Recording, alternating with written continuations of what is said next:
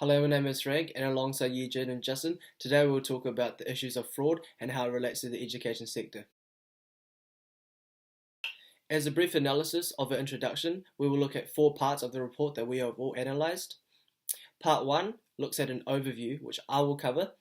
Part 2 looks at preventing, detecting, and responding to fraud, which will be looked over by our partner Eugene. Part 3 relates to the incidents of fraud, which I will cover briefly.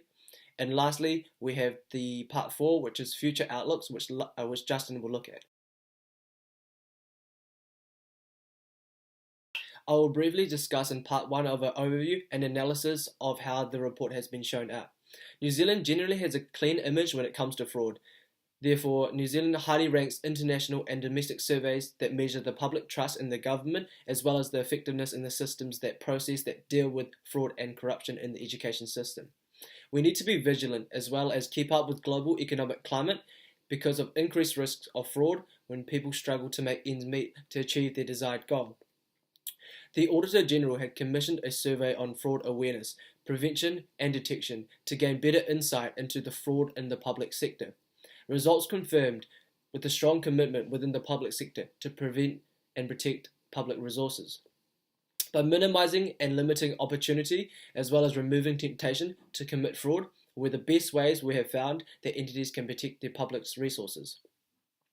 Important factors to consider in building culture involves governance, management, and staff in communicating with fraud, which is critical and important to reduce the level of fraud in the education sector. Findings in the report and survey confirm the incidence of fraud is lowest when the public entity is receptive to regular communication and reported to relevant authorities.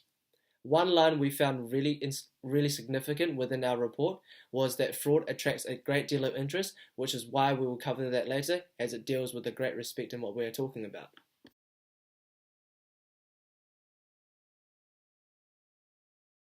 The next slide focuses on the responsibilities. Firstly, we have Board of Trustees. Their role is to encourage the principal and staff to talk and communicate about fraud risks and suggest new or improved internal controls. They also need to respond to any fraud risk raised by the school's auditor. Secondly, we have the school principal and HOD. Support the board in maintaining an environment where staff are willing to talk about fraud risks. They also need to regularly communicate with staff about the school's zero tolerance for fraud policy and express their code of conduct. They also need to review and regularly check their fraud controls, as well as carry out due diligence checks on any suppliers they have dealt with. Tell staff about the checks they have also carried out. They also need to inform their appointed auditor about all suspected or detected fraud as soon as it is found out.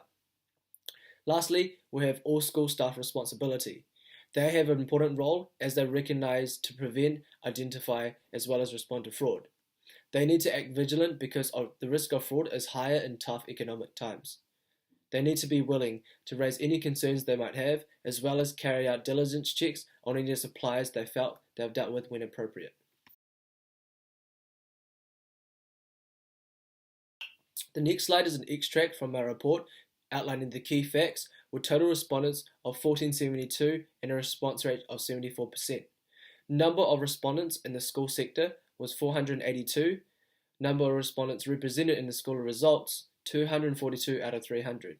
Below we've outlined brief examples in terms of fraud, theft, and corruption. Fraud essentially means an intentional and dishonest act involving deception. Theft means dishonesty without the claim or right, and corruption is the abuse of entrusted power for private gain.